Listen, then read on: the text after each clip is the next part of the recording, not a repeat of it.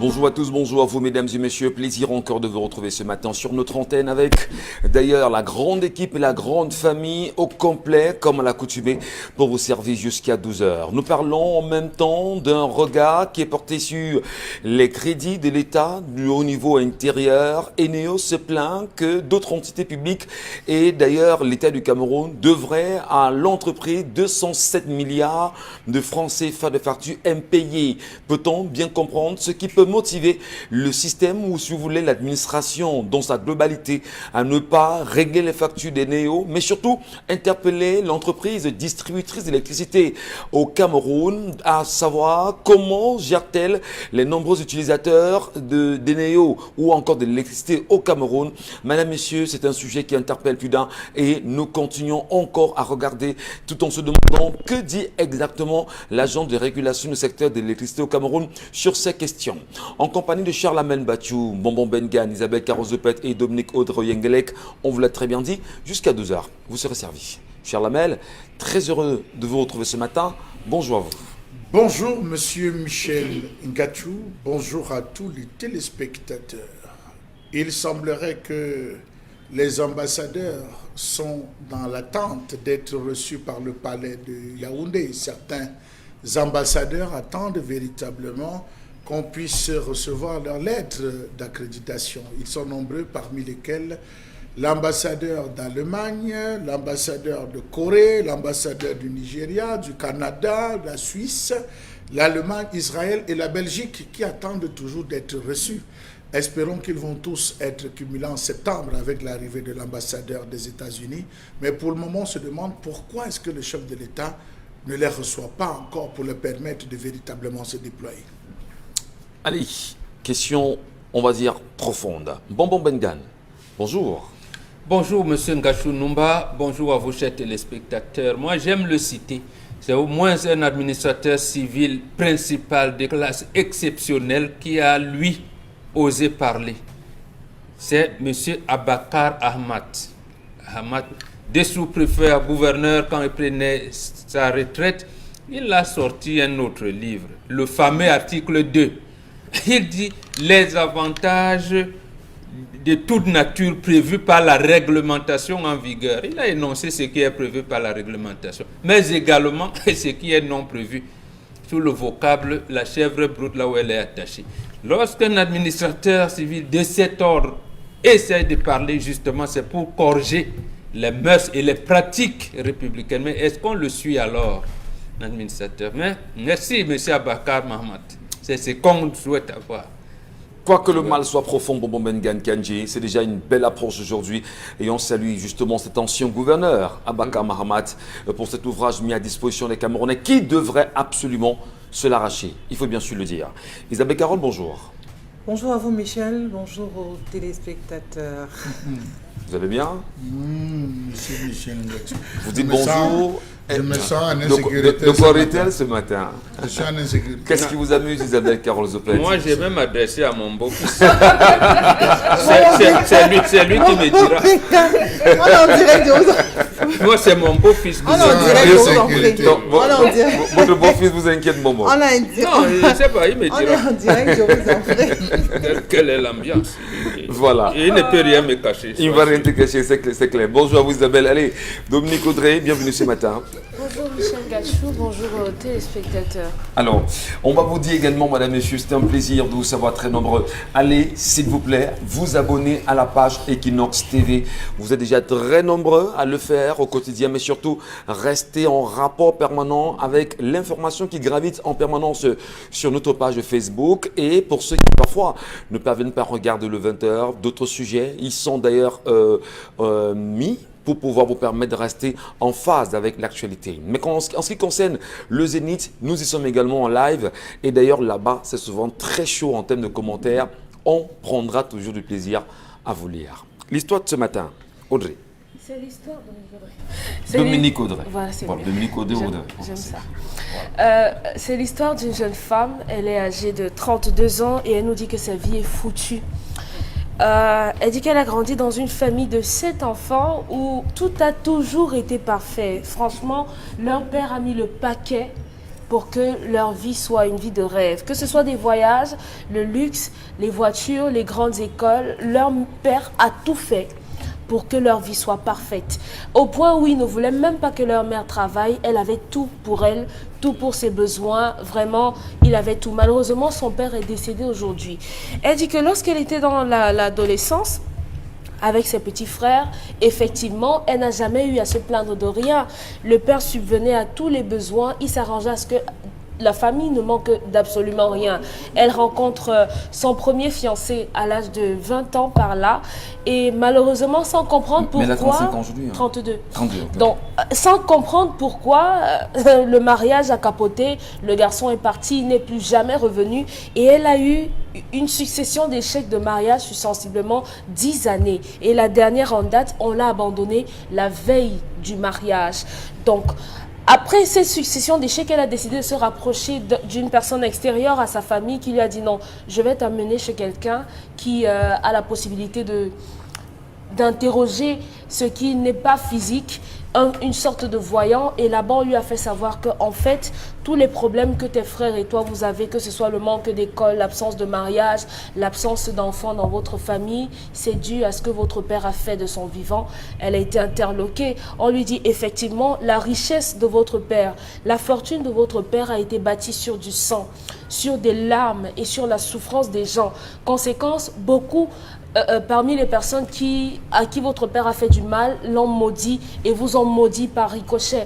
Donc, conséquence, vous ne pourrez malheureusement pas avoir une vie épanouie si et seulement si vous ne partez pas retrouver les personnes à qui votre père a fait du mal pour essayer de leur demander pardon. La jeune femme est restée sur sa réserve. Elle s'est dit non, certainement ce sont les histoires qu'on raconte comme ça. Elle rentre et pose la situation. Oui, elle rentre donc, elle va dire à sa mère, mais maman, rends-toi compte que je suis allée avec Pascaline, elle m'a ramené chez un voyant et le voyant dit que c'est papa, oh papa est un sorcier, il a fait souffrir des gens, il a abusé des gens, il a violé des filles, il a usé de son influence et tout, et que c'est pour ça qu'on souffre comme ça aujourd'hui. Sa mère lui a dit effectivement, du vivant de votre père, il y a énormément de mauvaises choses que votre père a faites et malheureusement, j'étais contrainte à me taire. Auquel cas, du mal vous serait arrivé. Je ne pouvais pas parler et la personne qui vous l'a dit a effectivement raison. Donc, la jeune femme aujourd'hui pose un certain nombre d'interrogations. Pourquoi est-ce que sa mère ne s'est jamais opposée à l'acquisition de telles richesses par son père? Est-ce que c'est normal que les enfants payent le prix de ce que les actions de leurs parents, et elle, comment est-ce qu'elle fait pour sauver non seulement sa tête et la tête de ses frères? Son mariage a déjà foiré et maintenant elle n'espère plus trop grand chose, mais pour l'avenir, comment est-ce qu'elle pourra s'en sortir avec ses frères? Voilà.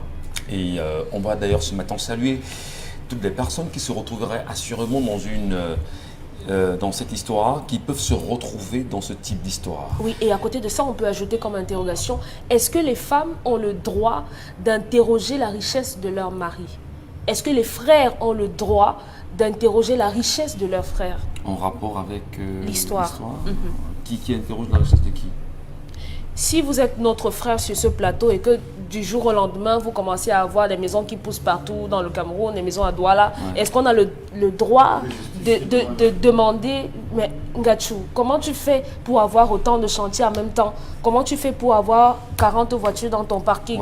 Et la même chose pour la femme. Votre mari tout le temps ramène des mallettes d'argent, change de voiture tous les jours. Est-ce que la femme a le droit d'interroger la richesse de son mari? Absolument. Allez, on va encore le dire. Je le disais à l'instant, nous saluons toutes les familles qui se retrouvent assurément dans ce type d'histoire, ou encore des gens qui semblent tant bien que mal être plus ou moins liés à cela. Des solutions, peut-être nous ne sommes pas des médiums sur ce plateau des voyants, mais nous tenterons à notre façon, avec les avis des uns des autres, d'apporter bien évidemment notre lecture à cette situation, à cette histoire de ce matin. Et je commence par vous, Mombok. Ça semble être un peu... On se tire des cheveux quand on entend l'histoire ce matin. Est-ce que les parents peuvent être des motifs du manque de succès pour leurs enfants, pour des actes qu'ils auraient commis de leur vivant auprès des personnes et qui, par ricochet, auraient maudit ces derniers? Deux choses. La première, même vous qui allez à l'église, on vous a appris là-bas que honore ton père et ta mère et tu vivras apparemment longtemps. Voilà. C'était juste ce rôle-là. Chez nous, dans Umkulel, l'enfant Peul, Amadou Ampatemba le répète toujours, nous sommes la perpétuation de la descendance de quelqu'un. Ouais. Voilà comment ça se décline. Et effectivement, ici, la personne en maître, j'allais dire, en défaut à accuser, c'est la femme. C'est la femme et la famille et sa famille. Vous ne pouvez pas envoyer votre fille en mariage sans savoir où elle va. La famille de la femme. La famille de la femme. Parfait. Vous ne pouvez pas. Maintenant, peut-être qu'à ce moment, ils n'ont pas vérifié où la famille était une bonne famille et que le monsieur a mis la main là où il ne fallait pas mettre. À ce moment-là, la femme rentre dans sa famille, pose d'abord le problème au chef de famille, parce que c'est cela. Parce qu'on a l'habitude de dire à tort que non, chez les Bantous, la femme ne parle pas. C'est archi faux. C'est archi faux. Et la femme Bantou, la fille Bantou, on lui apprend à connaître son mari 6 mois, pendant 6 mois. Donc à 6 mois, une vraie fille Bantou connaît son mari jusqu'au détail. Jusqu'au détail. Donc elle peut apprécier le comportement de son mari au cliquement des soucis. Donc, elle devrait dire au chef de famille, si elle considère ou alors elle avait aperçu ou observé que son mari est de connivence avec le chef de famille, elle rentre subitement, elle rentre, j'allais dire, de manière sournoise chez sa maman, en leur disant, mon mari il donne l'impression de deux. Là, la famille a l'obligation de venir protéger leur fille et leurs petits-enfants. Ça n'a pas été fait, donc le tort lui revient. Et elle avoue maintenant à sa fille que oui, je voyais, et ainsi de suite. Parce que je vous ai dit qu'il arrivait des moments où on interdisait à un homme volatile de monter sur sa propre femme. Voilà. Précisément parce qu'il ne faut pas gâter le ventre de la fille. Donc, en fait, non, plus forte raison, les problèmes de sorcellerie. Donc, c'est elle qui est fautive. Elle qui est fautive. Mais maintenant, je comprends ma fille qui est dans une situation de détresse. Et effectivement, ça peut se régler. Ça peut se régler. Ça peut se régler. Est-ce qu'elle ira retrouver les différentes personnes à qui son père aurait eu à commettre non, c'est des pas actes comme ça. Et vous dites c'est irrationnel. Non. C'est justement ici que se trouve la science. La science, c'est ici qu'intervient ce qu'on appelle les phénomènes des noumènes et des phénomènes. Quand on vous dit que ce qui est en haut est comme ce qui est en bas, ça veut dire quoi? Ça veut dire qu'avant que les problèmes ne se posent en phénomène visible, ça se traduit en noumène. Donc, que ce soit le mal ou le bien qu'on fait, ça forme ce qu'on appelle l'égrégore, donc un centre énergétique qui plombe la famille ou alors qui impulse la famille, selon que l'énergie est positive ou négative. Parfait. Donc ce que le papa l'a fait, ça a formé un égrégore négatif qui envoie des ondes négatives. Et c'est ça qu'il faut donc enlever. Il faudrait justement revenir à l'égrégore positif, c'est ça? Tout à fait. Et ça veut dire que chez l'Africain, le sacré et le profane s'unissent. Il n'y a pas de différenciation. Les différences parce que les Occidentaux qui ne savaient pas que la psychanalyse était une science. Ils l'ont su, ça même Freud, ils l'ont combattu pendant des années. Donc chez nous, le profane et le sacré s'interpénètrent. Donc, et c'est là la science. Il s'agit donc pour ces enfants, premièrement, d'organiser les funérailles de leur papa et amener leur maman à dire ce qu'elle avait dit. Et là, le papa, bien que parti, il sera condamné par l'équilibre social qui l'a perturbé. Il l'a perturbé et par cette occasion procéder aux cérémonies de bénédiction de leurs enfants. Parfait. Et bon, sinon, ça peut aller jusqu'à au moins 6 générations. Allez, Isabelle Carole, c'est peut-être la preuve aujourd'hui. Lorsqu'on rencontre des gens qui vous disent ça ne va pas, je passe des moments difficiles, j'ai pas de mariage, j'ai pas d'enfant, je parviens pas à me retrouver. Est-ce que c'est justement l'occasion de faire comprendre à ceux-ci qu'il peut avoir des raisons empiriques qui puissent les amener justement à vivre ce qu'ils vivent aujourd'hui? Vous y croyez-vous? Oui, j'y crois parce que ce que vous faites peut ne pas retomber sur vous, mais sur vos enfants. Ouais. Ça veut dire qu'il y a forcément un impact parce que vous êtes, que vous le voulez ou pas, vous êtes liés pour l'éternité. Donc, vous faites du mal à autrui, mais ça peut ne pas justement retourner contre vous, mais retourner sur vos enfants, parce qu'on sait très bien que si on parvient à toucher vos enfants, ça veut dire que d'une manière ou d'une autre, c'est vous qu'on a touché, c'est vous qui êtes blessé, c'est vous qui allez vous retourner dans votre tombe, qui n'aurez jamais cette paix de l'âme, parce que vous savez très bien ce que vous avez fait. Maintenant, en ce qui concerne ces richesses, je crois qu'il est important dans un couple de questionner la fortune de l'autre, de questionner les sources de revenus. C'est idem pour madame. C'est-à-dire que si vous avez une femme qui du jour au lendemain bascule dans ses habitudes ou alors dans ce qu'elle ramène à la maison, ben vous devez vous interroger sur l'origine de ces fonds. Vice-versa pour la femme qui a connu monsieur qui était ci et qui du jour au lendemain commence à faire monter des immeubles, commence à changer de voiture à tort et à travers, commence à faire ci ou ça. Bref, commence à rentrer à faire des dépenses faramineuses et on ne voit pas, on n'a pas une certaine clarté sur l'origine de ces fonds. On le stoppe tout de suite pour ma part et on le questionne. Chérie, qu'est-ce qui ne va pas? D'où sort tout cet argent? Et tout et tout. Il doit être capable de justifier. Et même quand il justifie, ça ne suffit pas. Il faut se rassurer entre ce que monsieur dit et ce que vous voyez, qu'il y ait quand même un certain équilibre, c'est-à-dire qu'il y ait quand même une vérité là-dedans. Parce que si on se rend compte que ça ne tient pas du tout, ben, en plus de l'interroger, si on n'est pas satisfait de sa réponse, il faut même pousser le bouchon plus loin, mener soi-même ses propres enquêtes et interroger même sa famille à lui. En menant l'enquête, vous mangez quand même. Non, en menant l'enquête, vous mangez parce que vous êtes sous le même toit, mais vous êtes réticente. Vous êtes réticente à pouvoir embrasser toutes ces choses qu'il apporte. Et vous avez bien envie d'avoir des réponses à ça pour avoir un sommeil paisible.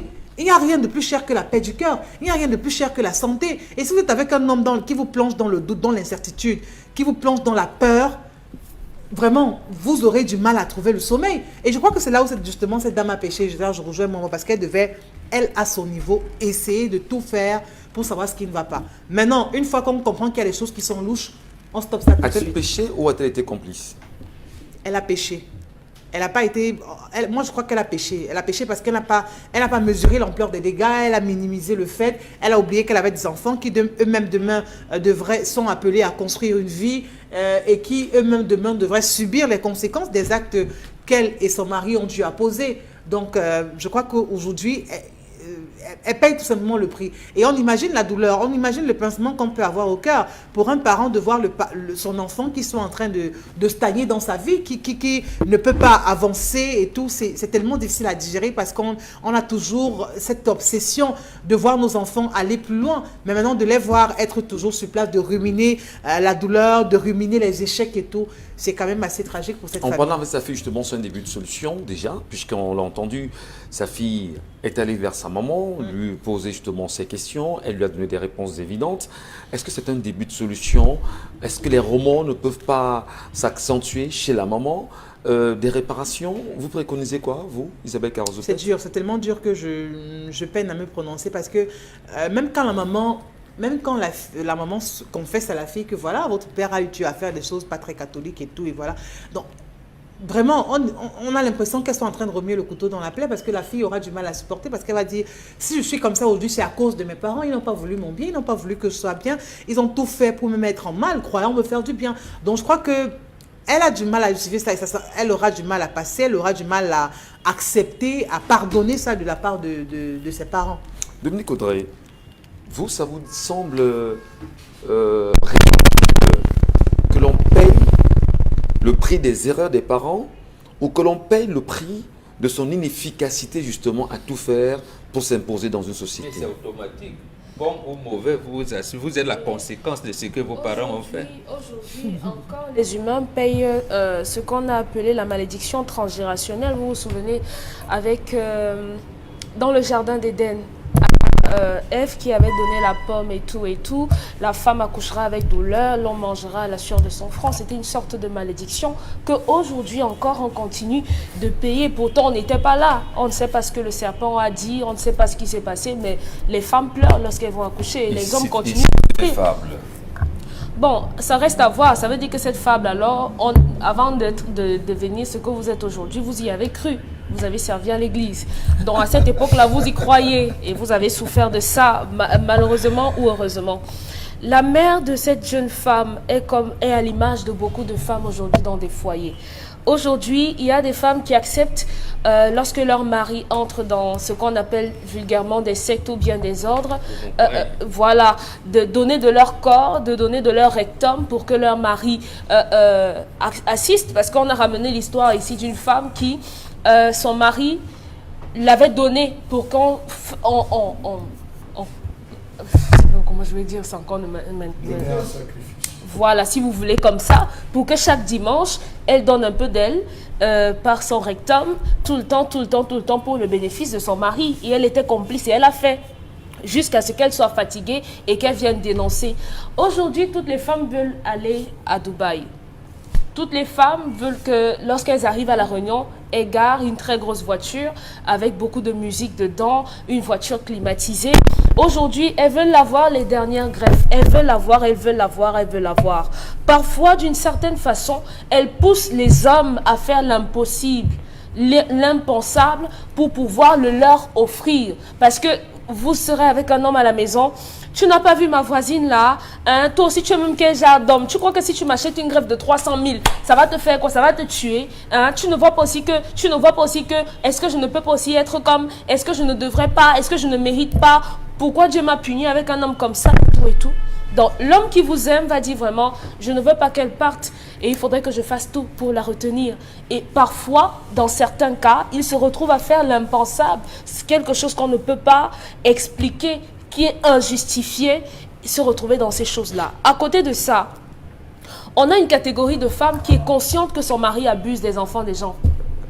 Elle sait très bien que son mari est un violeur invétéré, qu'il a doigté toutes les petites filles de la famille. Mais elle se tait, puisque c'est son mari, puisqu'on est en public, elle ne va pas vomir cet homme, elle va le couvrir et elle va rentrer avec. À ce moment, elle est coupable, elle est complice, parce que coupable, elle est complice de ce que son mari fait, des différents agissements de son mari. Donc, dès le moment où on ne dénonce pas, on ne se départir.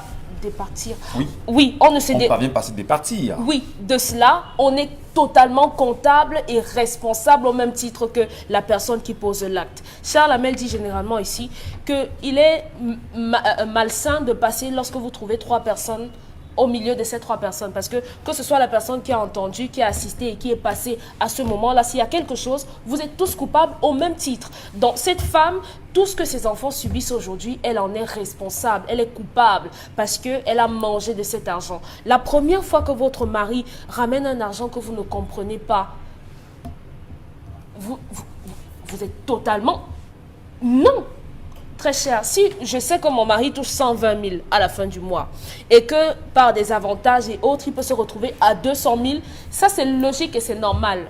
Un jour comme ça, il vous dit voilà, en un an, j'ai acheté un terrain, je voulais te faire la surprise ma chérie, j'ai acheté un terrain et j'ai construit une maison, un duplex et je t'ai acheté une voiture. Vous savez qu'il n'est pas dans les réunions, vous savez qu'il n'a pas d'autre à faire à part son travail où il va tous les jours peut-être présenter un truc et tout. Mais vous entrez dans cette maison... Oui, mais il va prendre ses 120 000. Oui, c'est 120 000 avec les avantages. Oui.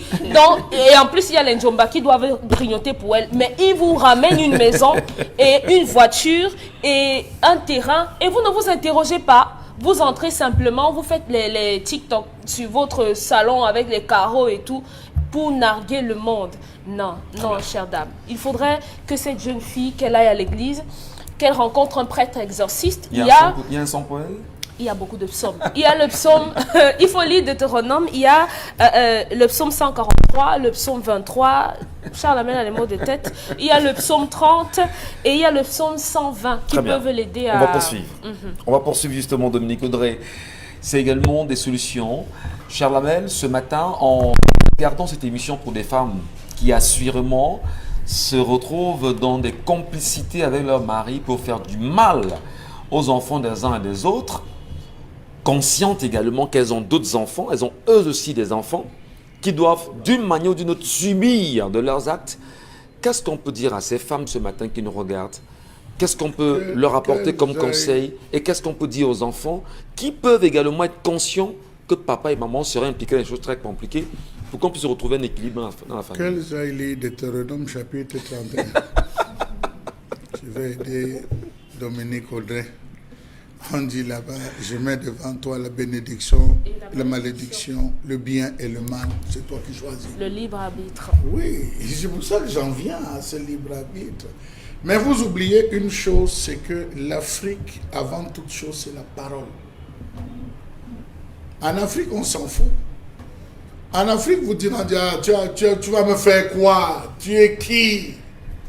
Dégage devant moi. On emploie des expressions, mais on oublie, monsieur Michel Ngachou, que l'Africain, avant toute chose, c'est la parole. C'est la parole. Vous avez des familles maudites. Je dis maudites. Maudite avec M majuscule, monsieur Michel Ngachou. Maudite. Non pas du fait des enfants, mais des parents. La Bible le dit. Ne les voyez pas comme ça. Ils payent le prix de leurs parents. La méchanceté de leurs parents, c'est dans la Bible. C'est pas moi. Je l'ai aussi un peu parcouru. La méchanceté de leurs parents. Tout ce que vous, parents, faites aujourd'hui, posez comme acte aujourd'hui, vous avez la répercussion sur vos enfants. Ne vous cachez pas. Tromper, tu es comme ça. Trompe comme tu peux. Tu vas voir ce qui va arriver à tes enfants. D'autres disent, je préfère faire. Quand ça va arriver, je ne serai plus là. Nous tous, sur ce plateau, nous avons reçu des petites malédictions de nos parents que nous portons. Parfois, vous sortez un kung fu à votre mère, pape, et sans que le Coran entre, elle dit que ce que tu me fais là, tes enfants vont te faire. On vous envoie ça comme ça, c'est une petite malédiction. Un jour, vous êtes assis, votre enfant vous sort un film. Dès que vous voulez entrer en colère, la voix de votre mère dit, je t'avais dit. Ce que tu peux faire, on va te faire. Vous redescendez et l'enfant ne comprend pas que vous ne le punissez pas pour l'acte. Vous vous souvenez que j'avais fait ça à ma mère. Vous digérez ça à l'intérieur. Personne n'est au courant de ça. C'est la suite logique de l'ensemble des actions. Vous entrez dans une famille, la famille brille, les enfants réussissent. Allez interroger les attitudes et le comportement des parents. Vous allez vous rendre compte que les parents ont eu de bons comportements. Vous avez des familles aujourd'hui qui portent sur elles le prix du maquis. Parce que c'était des familles qui dénonçaient. C'était des familles qui faisaient des complots pour l'assassinat. Oui, monsieur Michel Ngachou, c'est des cas que nous voyons tous les jours. Vous avez des parents qui à l'époque étaient des voleurs. Tout ça se suit dans la vie.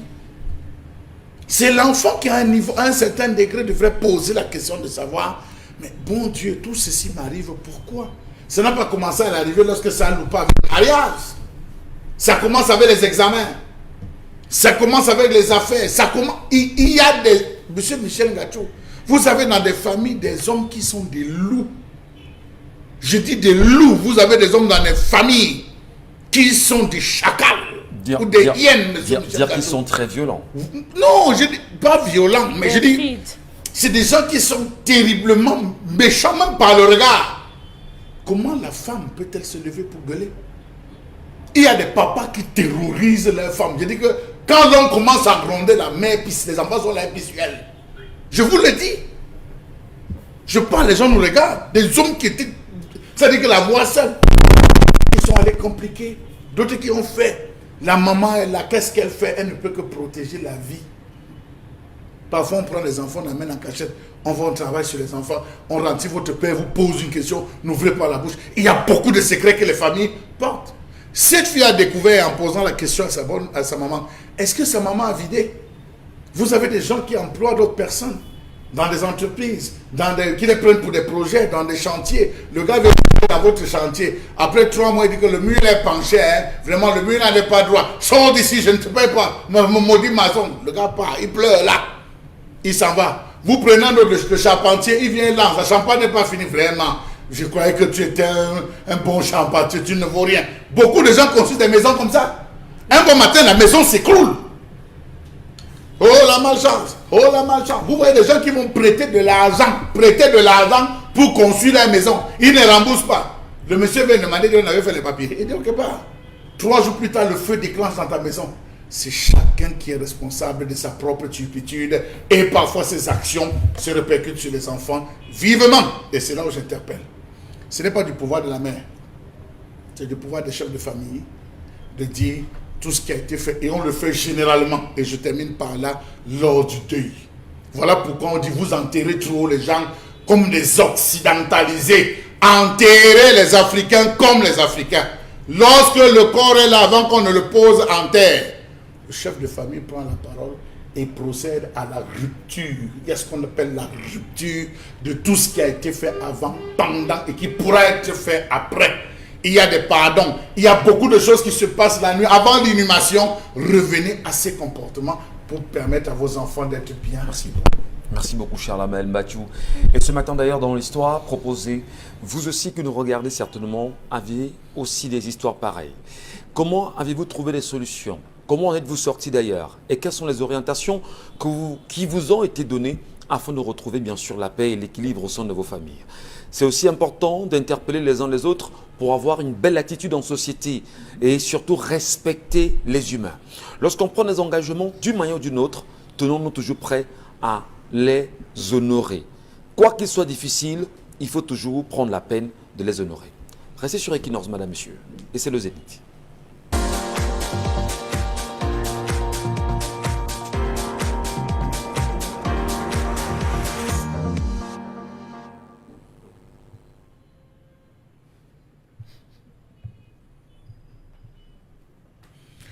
Je m'interroge ce jour sur la question de la légalité des amendes pour occupation anarchique dans ce pays.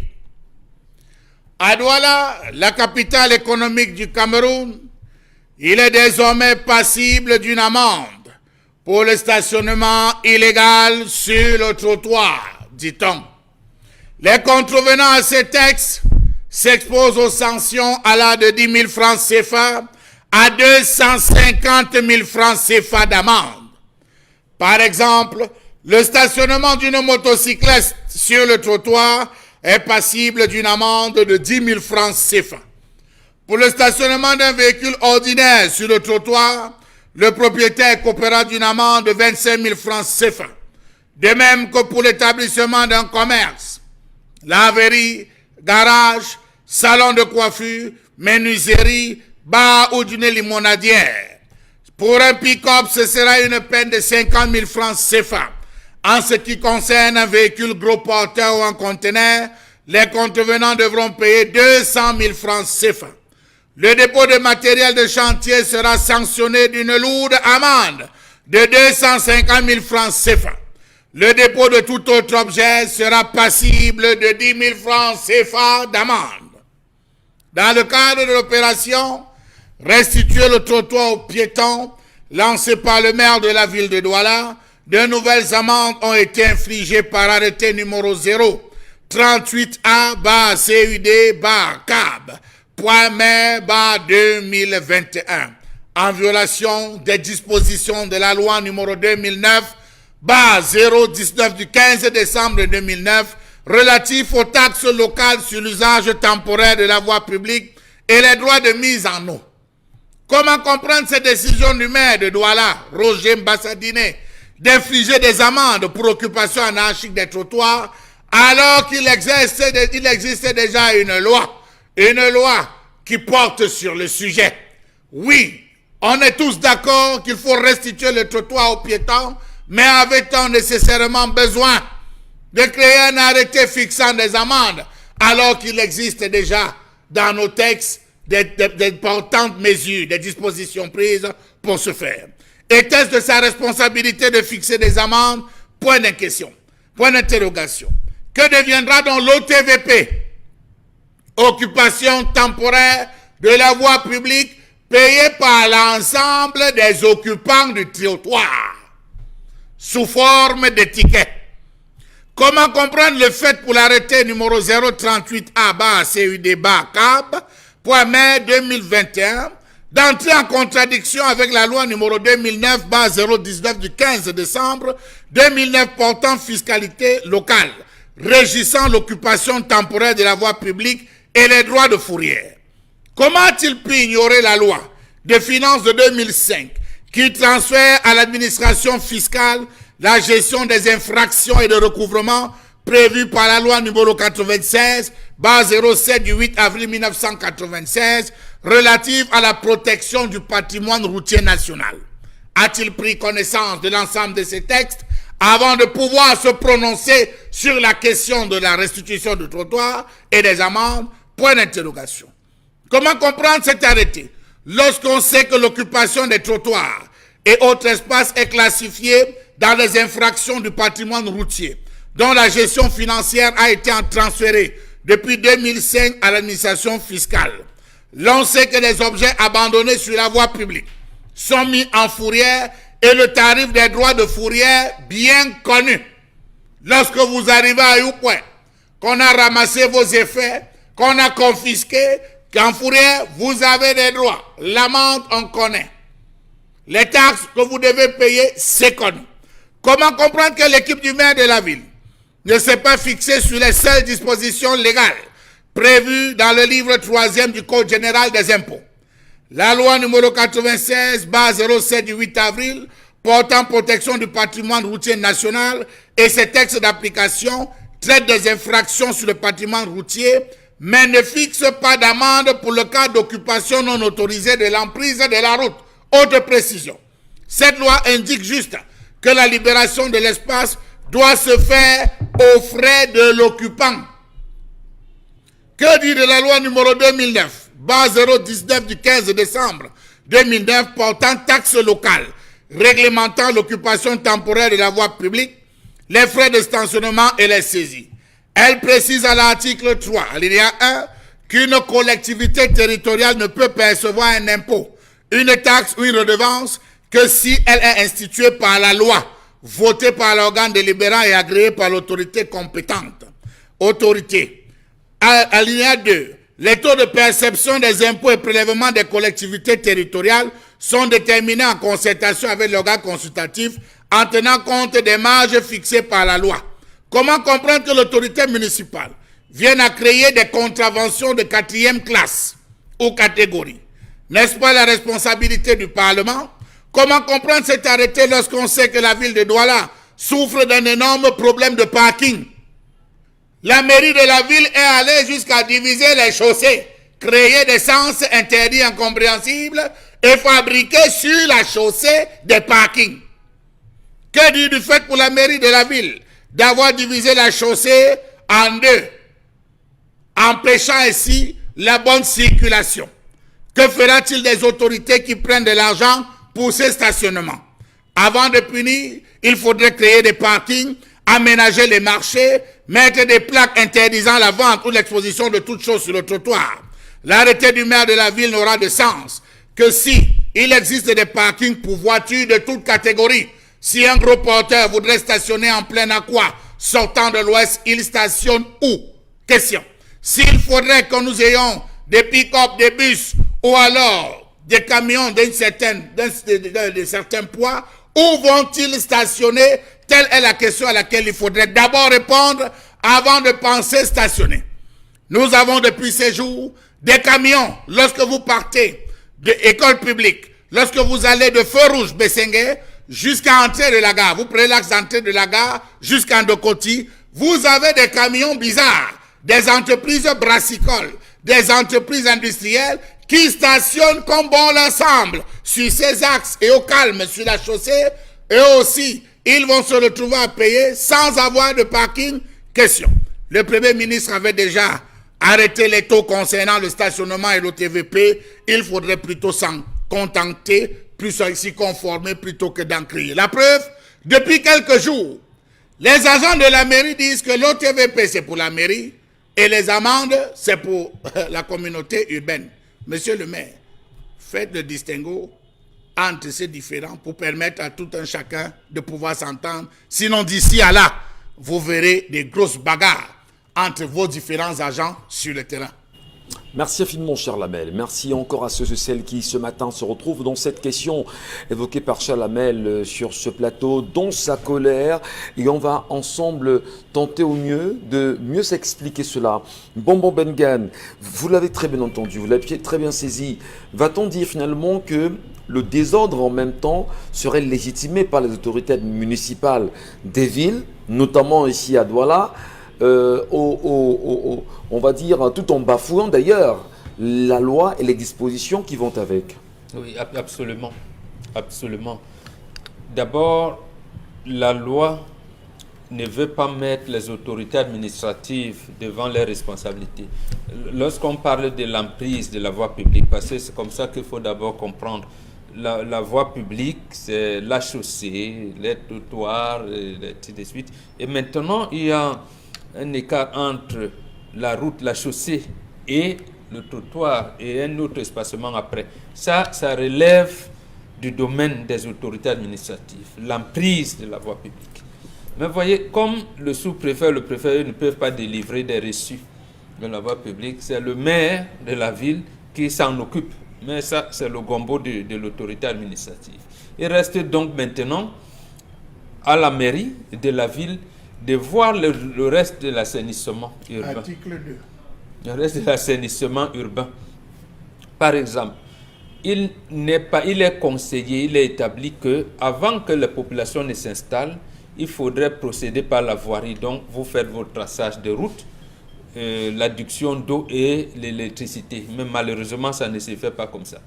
Ne se fait pas comme ça. Les populations, même lorsqu'il y a les lotissements qui sont encadrés, les populations envahissent les zones, envahissent les sols de manière quelquefois anarchique et le plus souvent anarchique. Ça cause donc un autre problème, c'est que déjà là, ni les autorités administratives, ni les agents communaux ne contribuent à aider les populations dans leur épanouissement propre. L'anarchie commence par là. Maintenant, puisqu'il faut gérer après, si, par exemple, pour qu'on se comprenne, regardez les casques qui viennent d'être opérés au lieu dit fret aéroport, quartier fret aéroport. C'est une zone en principe interdite d'habitation. Mais tout le monde a laissé la population s'en occuper. Je me rappelle encore de plusieurs interpellations de journalistes Sipa et Célestin Lingo. Régulièrement faisait ses chroniques au journal Le Messager. Mais il le disait, un jour arrivera où l'État sera embarrassé entre enlever les populations et les commodités de développement qui s'en suivront. Mais maintenant, dans ces commodités de développement, même lorsque c'est pour utilité publique, vous allez voir un opérateur économique qui viendra vous mentir qu'il veut construire un hôtel ici, alors que ce n'est pas vrai. Ce n'est pas l'État qui a pris pour des besoins de développement propre, peut-être d'industrialisation et autres. La mairie donc, parce que la loi lui recommande qu'il peut opérer à cela quelquefois, mais également l'Assemblée nationale a doté des lois qui donnent un encadrement nécessaire au démembrement du gouvernement, notamment le ministère des Villes, qu'on appelle développement urbain et tout. Il y a donc chevauchement à un moment donné entre ce qu'on peut appeler les plans de développement du gouvernement et les plans d'urgence de la municipalité. Parfait. Voilà où, en réalité, il n'y a pas une bonne coordination administrative. Et même l'autorité administrative, généralement le préfet, qui vient présider les sessions de conseils municipaux, ne regarde pas généralement ce côté-là pour que les textes ne s'encombrent pas. Mais regarde surtout le nombre de cas, comment je vais dire ça, la dotation en carburant qu'on lui a donnée. Il va voir que, bon, dernièrement, comme il y a un lotissement là, je peux avoir un mètre carré ici et là. Malheureusement, ça devient un melting pot que dénonce Charles Lamel aujourd'hui. Donc, la loi est là. C'est lui qu'on appelle représentant de l'État. Pour faire appliquer cette loi, il ferme les yeux, quelquefois. Et l'autorité municipale qui voudrait le développement de sa ville, lui aussi, il oriente des délibérations de sa mairie, du conseil municipal, en fonction de ce que les élites et autres personnes voudront bien lui apporter. Est-ce que vous comprenez grande chose également, Dominique Audrey, dans cette légalité, bien sûr, de ces amendes instaurées par les mairies des villes au Cameroun? Est-ce que vous ne pensez pas qu'au-delà de ces légalités, il y a comme des abus à l'endroit de ceux qui en permanence occupent des espaces en bordure de route aujourd'hui? Honnêtement, non. Honnêtement, non. Moi, je trouve que c'est abusé d'avoir un citoyen qui va installer une quincaillerie sur le bord de la route. Maintenant, prendre ses brouettes et ses sacs de ciment, poser là où le citoyen lambda est censé circuler pour qu'on se retrouve en train de discuter la route avec les voitures. Moi, je trouve que ça, c'est abusé. Parce que c'est abusé de l'État, c'est abusé de l'autorité municipale. C'est abusé de la liberté, c'est abusé de leur liberté. Parce qu'on ne refuse pas que les citoyens se débrouillent. Mais maintenant, il faut garder des proportions pour ne pas mettre les autres mal à l'aise. Et je crois que c'était ça, en fait, l'idée que monsieur le maire de la ville avait lorsqu'il a lancé le mouvement Restituer le trottoir. Sauf qu'il s'y est mal pris parce que l'association des contribuables, je crois que c'est comme ça qu'on appelle, a décidé d'écrire à monsieur pour leur dire voilà, ce monsieur est totalement en dehors de la loi. Monsieur Mbachoua a énuméré la loi de 1996 et celle de 2006 qui font que monsieur Mbassadine n'a pas la possibilité de demander une certaine de donner des contraventions, donner des amendes aux citoyens. La loi de 96 dit que le contribuable lui-même est censé se charger d'enlever son, si je ne me trompe, quelque chose comme ça. Si vous avez mal stationné, il faut voilà. apporter votre véhicule, les frais de transport vous engagent. Si vous-même, les frais plus les taxes. Voilà. Oui.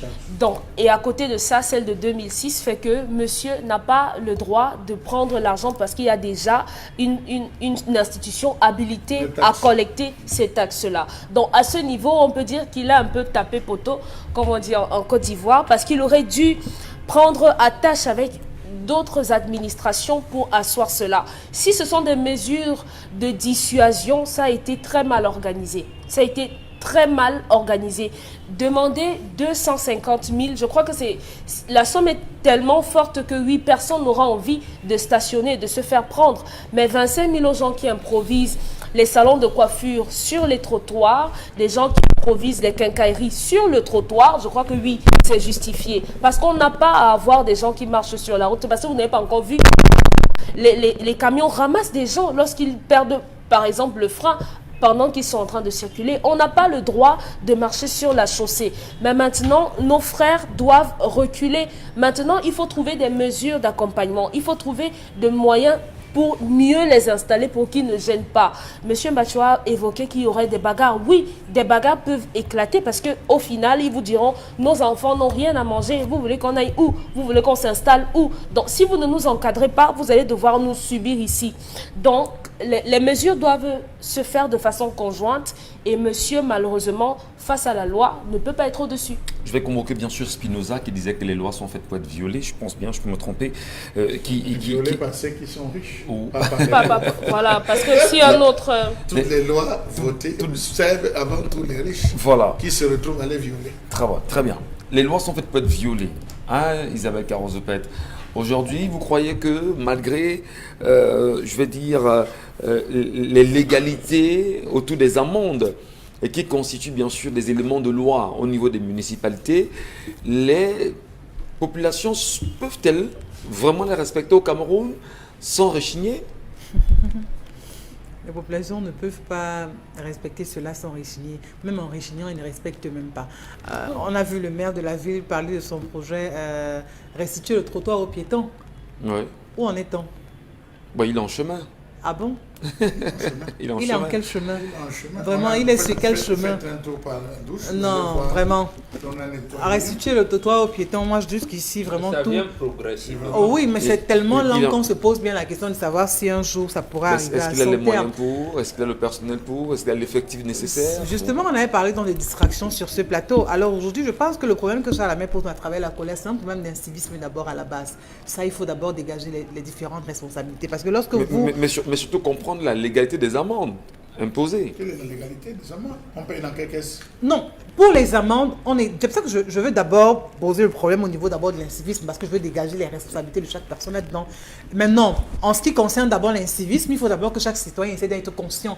Quand vous essayez de libérer vraiment l'espace public, c'est d'abord pour vous-même aussi. Parce que ceux qui circulent, ce sont vos frères, c'est la population, ce sont des citoyens comme vous-même. Donc vous ne faites pas seulement du bien à autrui, vous faites du bien à vous-même également. C'est important de pouvoir permettre aux uns aux autres de pouvoir circuler comme il se doit. Donc vous avez prévu de louer un espace, louer cet espace, restez dans cet espace. Maintenant, en ce qui concerne ces amendes, il n'y a pas de légalité parce qu'il n'y a pas assez de transparence. Ceux qui viennent pour percevoir ces fonds, parfois commencent déjà à négocier avec vous-même. Vous savez pertinemment que vous devez payer ceci ou cela, mais dès qu'il arrive, commencez déjà à dire, mais gars, voilà ton jus. C'est-à-dire qu'on a des situations dans lesquelles c'est nous qui commençons même déjà à dire que prends ceci, avant que la personne arrive à ça. C'est vrai qu'on sait pertinemment qu'il pourra arriver à ça, mais on est aussi prompt à encourager la corruption. Nous sommes à la base de la corruption. Oui, mais on est prompt à encourager cela. Pourquoi vous voulez donner de l'argent dans une situation où vous savez que vous ne devez pas le faire? Moi, je crois qu'à un moment donné, on entretient aussi ce genre de réseau. Et maintenant, si on veut partir sur une certaine sorte de légalisation ou encore des choses qui soient assez légales en ce qui concerne ces amendes, il faut déjà avoir qu'il y ait un certain nombre de transparence à la base, qu'il y ait des reçus, qu'on sache dans quelle caisse tout cet argent va être déposé, qu'on sache l'itinéraire que ça va prendre. Et qu'à la suite de ça, on puisse avoir un compte rendu, chose qui n'est pourtant pas le cas.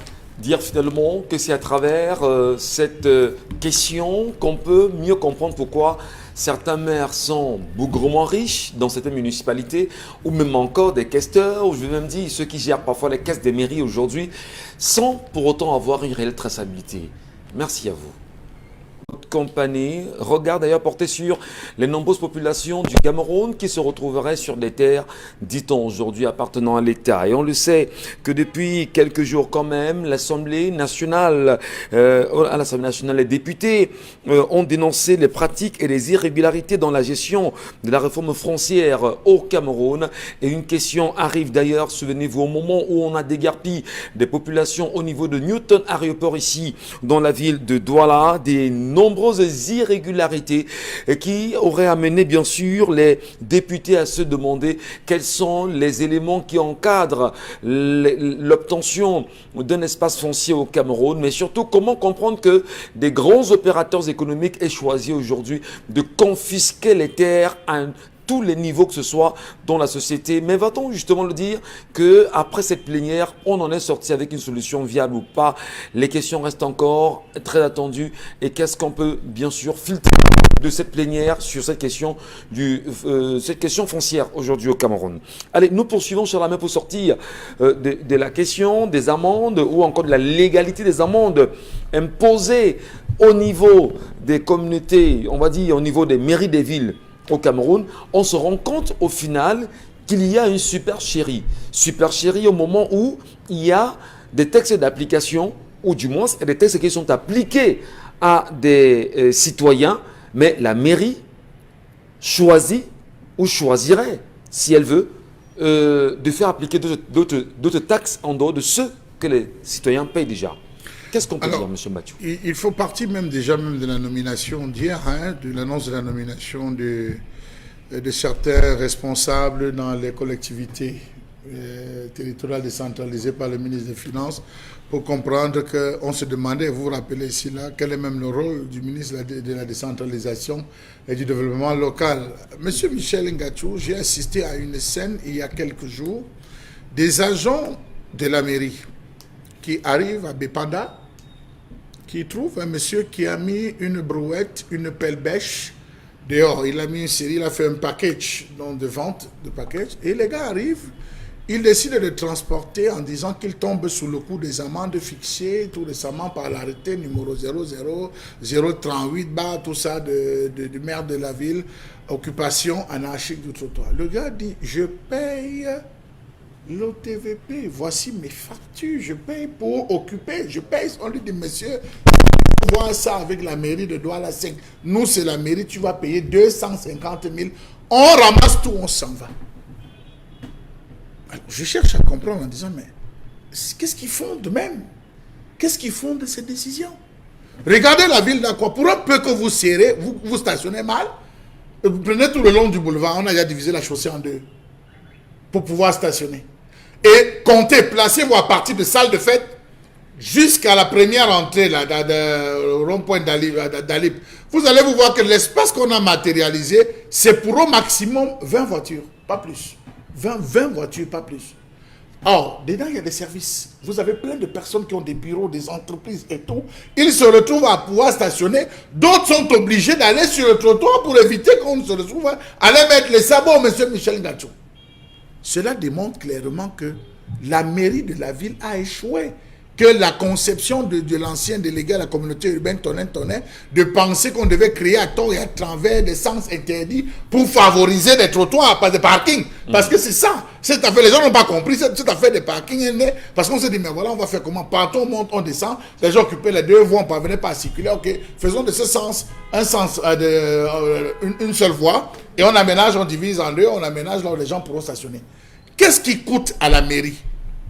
Et je m'attendais avec le projet de la SMID. On arrive à quoi? On prend une zone, on racle tous les gens qui habitent là, on les dédommage. On part dans un endroit, on conçut même, on fait un immeuble, les logements sociaux. Oui, ça se fait dans d'autres pays. On fait des logements sociaux. On dit on va prendre 30 personnes. On monte 2 immeubles de 15 appartements. On les loge en disant, bon, vous, on vous a dégagé là, allez vous installer là. Et on fait des parkings à qui on confie à une seule personne. On le voit partout aux États-Unis, on le voit en Chine, où les gars ne sont là. Vous arrivez, vous stationnez. C'est-à-dire, on fait en dalo. On fait en dalo, monsieur Michel Ngatsou, chaque dalo peut prendre 30, 40, 50, 100 voitures. On fait un dalo. Maintenant, vous arrivez, vous stationnez, vous avez une carte magnétique, avec juste un quartier, une carte magnétique, vous passez, vous récupérez votre véhicule, vous sortez, vous marchez à pied si vous êtes à 2 églises, vous marchez à pied si vous êtes... Ça va permettre de fluidifier la ville. Pourquoi on ne veut pas penser à ça? La mairie de la ville ne pense pas au parking. Mais vous dites, la mairie de la ville ne pense pas au parking. On trouve des individus qui vont être là pour réceptionner 100 francs, 200 francs par rapport à l'heure de stationnement. Mais même lorsque vous payez ça, on vient vous dire que vous avez occupé, monsieur Michel Ngatsou, et par conséquent, on vous attend à la mairie de la ville où vous allez aller payer 25 000 francs ou 40 000 ou 50 000 francs. Cet argent que l'on verse à la mairie va où? Dans quelle caisse? Est-ce que le ministère... Oui, dans quelle caisse? Dans les caisses de la mairie. Dans les caisses de la réalité... Est-ce que le ministère des Finances peut avoir une lisibilité là-dessus? Non, la collecte s'est faite par le ministère des Finances.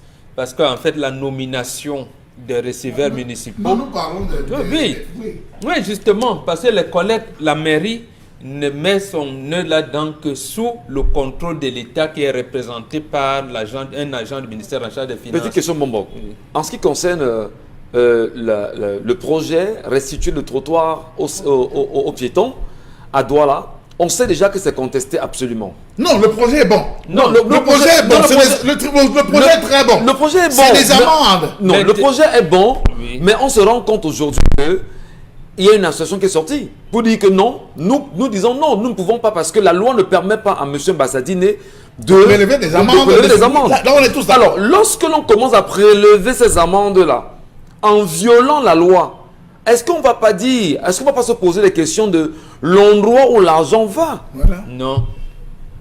Non. Cet argent qui est prélevé en ce moment, ça c'est les amendes de c'est qu'il faut l'association du ministère des Finances dans cette collecte. Maintenant... Ça veut dire qu'ils sont complices alors? Pas encore. Peut-être qu'il a été maladroit en prenant seul la décision parce que ça relève du ministère en charge de l'administration territoriale. Généralement, c'est un communiqué conjoint. Ça devait donc être un acte entre le préfet et lui, et peut-être le représentant du ministère des Finances. Parce que l'autorité administrative a l'emprise. L'emprise de la voie, ça incombe à l'autorité administrative. Ouais. Et le trottoir, c'est l'État, moins l'autorité administrative. Donc, il est représenté par la mairie de la ville. Donc, les trottoirs, il a raison de dégager les trottoirs. Mais maintenant, pour la collecte, il ne doit pas le faire seul. Non, il doit être accompagné déjà vous êtes en infraction, lorsque vous ne respectez pas la loi en tant que maire de la ville, à collecter sur des individus, l'argent que vous collectez préalablement va où? Parce qu'il n'y a pas de traçabilité de cet argent-là. C'est ça qu'il s'agit, Maman Mengane. Non. Le communiqué mentionne qu'il y a une recette municipale. Oui. Il y a une recette. Mais puisqu'il y a problème dans le respect justement des textes mis en vigueur, qu'est-ce qu'on dit? Est-ce qu'on va pas justement dire que le ministère des Finances est complice d'une gabégie orchestrée par les maires des villes? Monsieur Michel Ngatou, je pense que le maire de la ville devrait se limiter à déguerpir systématiquement tous ces conteneurs, tous ces trucs et procéder à leur casse à l'immédiat. C'est-à-dire, monsieur, on vous surprend, on récupère, on casse, on détruit, on broie. En bordure de route? Oui, en bordure de route. Là, Et libérer le trottoir. Et libérer le trottoir. Nous sommes d'accord. Voilà l'objectif. Pardon, c'est l'objectif qui... Non, c'est pas violent. C'est l'objectif qu'on attend, libérer les trottoirs. Monsieur, il est strictement interdit d'avoir un kiosque à coiffure aux abords. Lorsque vous occupez le trottoir, on enlève. Mais le drame, c'est qu'il y a une complicité et un jeu de protection entre la mairie de la ville et les communes d'arrondissement et les mairies d'arrondissement. Parce que la mairie d'arrondissement vient collecter, vient prélever sur le gars. Lorsqu'on arrive, vous avez votre bar, vous avez des chaises que vous mettez juste sur le trottoir. La mairie va dire que gars, nous on n'a pas de problème, nous on paye notre part de TVP, voici le ticket. Le gars paye. Bon, il y a le TVP des collectivités territoriales décentralisées. Il y a le TVP de la mairie de la ville. Vous comprenez comment vous voyez qu'on se le trouve et les amendes. Ouais. Vous avez donc le gars, comme je vous disais, qui fait ses brouettes, il a son chantier, il expose son ciment, on arrive, on le taxe, il paye, il dit la mairie est venue me taxer pour occupation, je paye. Mais la mairie de la ville vient lui dire, les 3 brouettes que tu as mis là, monsieur, tu viens d'occuper, tu tombes sur le coup de l'arrêté numéro 0038, monsieur, on bâche vous payer 250 000 francs CFA. Les tickets que j'ai payés. Plus d'OTVP. Plus d'OTVP. Non, ça veut dire... On ne paye plus l'OTVP et on n'occupe plus la voie. Mais vous n'allez pas tranquille parce qu'il y a la mairie, il faut donc définir clairement. Dans la quand vous êtes en train de payer dans 2 caisses et il n'y a aucun résultat qui suit. Voilà. Et il n'y a qu'une traçabilité sur l'argent. Rien Jusqu'à du tout, présent. parce que pour peu qu'ils vont se lever un jour pour dire ok d'accord, on ira au rond-point commencer à faire des casses, on va appeler tous les médias du siècle pour commencer à dire ok d'accord, il faut venir, le maire de la ville sera au rond-point demain, il y aura des cas. On annonce même, c'est-à-dire qu'au Cameroun c'est un rendez-vous, ce qui ne devrait pas être le cas. Pourquoi ça doit on a fait une cristallisation? En principe, ce que le maire aurait dû faire, puisqu'il doit opérer des casses, c'est aménager, Charles Amel l'a dit, des services techniques, notamment de fourrière. De fourrière, vous dites, votre voiture se trouve votre marchandise se trouve on prend, on met en fourrière. Maintenant, il ne doit pas dire, vous allez payer 100 francs. Dites ça, non. Pour venir à la collecte à ce niveau-là, il faut associer au moins 3 ministères, parmi lesquels le ministère en charge de la collecte de l'argent, il y a le ministère des Finances. Maintenant, s'il dit, si je trouve les comptoirs, je les mets en fourrière. Je les mets, voilà, là, il n'y aurait pas de problème. Très bien. Alors, on va quand même dire qu'à Yaoundé, on a eu du temps de Gilbert Timiévouna. Pas seulement des parkings payants, mais des boutiques qu'il a fait construire en bordure de route pour permettre justement qu'il y ait une fluidité. Partant d'un point à un autre, il n'y a pas de conteneurs sur certaines voies justement au niveau de la ville de Yaoundé. Et là, il faut saluer cette action quand même. Est-ce que Mbassadine n'aurait peut-être pas pu penser à un projet comme celui-là au niveau de la ville de Douala? Ça, c'est une question. Mais autre chose quand même, pourquoi dans ce projet précisément, il ne prend pas la peine, au moins pendant 90 jours, à communiquer, à sensibiliser, à interpeller les Camerounais sur ce projet avant de s'y mettre? Parce qu'en une semaine, on a parlé. Et 2 semaines après, tout le monde est sur le terrain. Et c'est un problème. Je vous dis que vous n'êtes pas entré dans le... Je suis pas là. Vous n'êtes pas entré dans le aqua profond. Ne voyez pas les immeubles qui sont devant. Il y a des maisons derrière qui n'ont même pas accès à la lumière. Je dis des maisons qui depuis des années n'ont pas accès à la lumière. C'est-à-dire, on allume, la maison est allumée 24 sur 24. Je dis, dans quoi? Mais on peut mettre sur pied un projet, on appelle des opérateurs. On dit, bon, nous, il nous faut des parkings ici, les parkings géants. On prend la zone d'Aqua. On dit, il nous faut les parkings géants. On allez rencontrer les populations. On fait l'évaluation. Votre terrain, on calcule tout avec la mercure de l'air et tout. On dit, bon, voilà, ça fait pour toi 56 millions. Tel, ça fait tant. On calcule tout ça. On part construire, on loge ces populations, on leur donne des subsides. Terminé, affaire terminée, on vient perdre les projets. Voilà comment fonctionne dans un pays sérieux pour désengorger la ville. On dit d'accord, ceux qui sont dans le bloc, on divise même par bloc de Bessengue à Bonakwama, votre bloc, vos parkings c'est à tel niveau. Ceux qui sont du bloc de Bobby Bonakwama, salle de fête jusqu'à tel, votre bloc de parking c'est tel. On peut étendre dans toute une ville comme ça et ça va désengorger. Mais on ne peut pas le faire. Vous savez pourquoi? Parce que ici on est plutôt en train d'attendre que vous garez mal. C'est-à-dire qu'il y a plutôt la On vous pousse à la colboxeuse faute, oui. du coin qui est de connivence avec les agents de la mairie. Dès que vous garez, mais elle a vite fait d'appeler pour dire il y a une voiture ici, il faut vite venir. C'est-à-dire qu'on souhaite que vous soyez dans l'erreur. On est d'accord de ce que vraiment vous soyez en marge de la règle. Parce que ce n'est que ça qu'on attend. Et une fois que vous avez mal garé, vous êtes surpris. À peine vous avez garé, à peine votre véhicule, à peine on est en train de faire ceci ou cela. Tout simplement parce qu'il y a des radars qui sont tous loin pour cela. Non seulement ces radars en même temps sont là parce que ces radars ont faim, fondamentalement. Ces radars n'ont Je pas pense que vous mettez de dans boulot. faim aussi, hein, Michel. Ces radars n'ont pas de boulot. Et parfois vous vous demandez, mais qu'est-ce qui peut bien motiver ces agents municipaux à être parfois très violents avec les citoyens et les usagers de la route aujourd'hui? Voilà, on a eu des cas à Yaoundé. Non, on les envoie. C'est Oui, les mais agents on a eu des cas à d'exécution. Yaoundé où il y en a eu qui ont porté des marchandises des gens au niveau du marché Infundi et une maman qui a dit à Alain, vas-y, on se verra demain. Et cette nuit justement, il n'est plus revenu. Donc je pense que voilà, il faut Où les gens portent parfois des... voilà. Allez, justement parlons des réactions des téléspectateurs. Isabelle Carozoupette, qu'est-ce qu'ils nous disent ce matin? Bonjour à toute l'équipe. Nous devons comprendre que le Cameroun est une jungle aujourd'hui et dans cette jungle, chacun fixe ses règles. Le problème que vous posez pour la mairie n'est pas seulement pour la mairie, mais pour toute l'administration camerounaise. Chacun instaure ses lois. Le policier devient magistrat, le BIR devient contrôleur routier, etc. Nous n'avons que nos larmes pour pleurer. Le Cameroun n'est pas gouverné, c'est pour ça que chacun fait comme il veut et c'est déplorable. C'est Peter Futze qui envoie le message. On ne peut tout le temps vouloir supprimer une route sans au préalable créer une autre et c'est le one-man show que le super maire est en train de faire. JC depuis Bafan qui envoie la réaction. Bonjour à vous, c'est vraiment terrible dans ce pays. Ces gens de la mairie le disent vraiment sur le terrain que l'OTVP c'est pour la poche de la mairie et les impôts, hygiène et salubrité et les amendes sont pour l'État. Maintenant, on va suivre qui et laisser qui. C'est grave. Bonjour, le plateau pour l'histoire du jour. Dans un couple, vraiment, le pourquoi et le comment des choses est très important.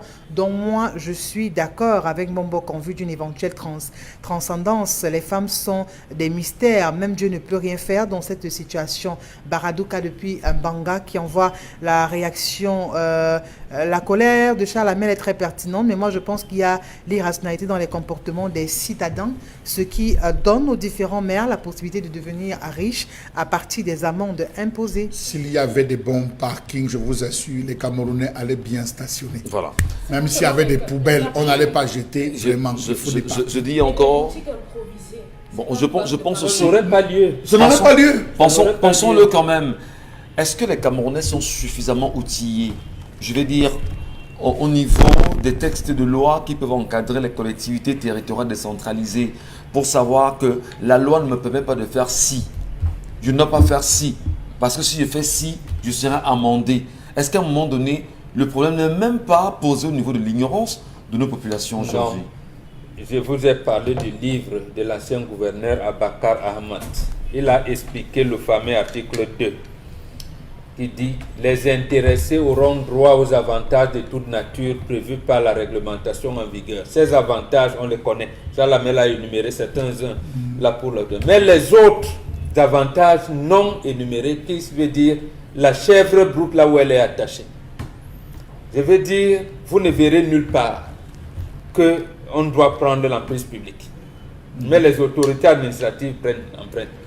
Ça entre dans le célèbre article 2 qui nous amène dans le laxisme. Nous, ton aéroport, on ne devrait pas l'occuper. Parce que d'abord, zone marécageuse qui n'avait pas été assainie au moment de la construction de l'aéroport international de Douala. Mais on a laissé, il y a même des gens, parce que si vous habitez dans un endroit non autorisé, vous ne devez pas avoir un compteur électrique ni un compteur d'eau. Donc d'abonnement normal. Comment ces populations ont donc pu avoir les abonnements normaux en eau et en électricité? C'est l'autorité administrative. Les avantages de toute nature liés par. Donc vous voyez, c'est laxisme-là. Le laxisme donc quelqu'un s'arrête, puisqu'en fait, on fait comme si le Cameroun n'avait pas été bien géré. Parfait. Le Cameroun était bien géré avant même sa loi de 74 pour les mairies. Isabelle Carozoupette. Autre réaction. Bonjour l'équipe. Je crois que l'État doit jouer le rôle de régulateur et d'encadrement, et surtout ils doivent construire les marchés, construire tout ce qui est bien. Le besoin est vraiment là. Le maire de la ville doit prendre ça comme son principal défi. Autre réaction, je pense que cette femme a mal fait et ses enfants doivent aller se laver au village. Vraiment, c'était l'argent sale. Je partage l'avis des hommes du plateau, car la parole unie comme ça détruit.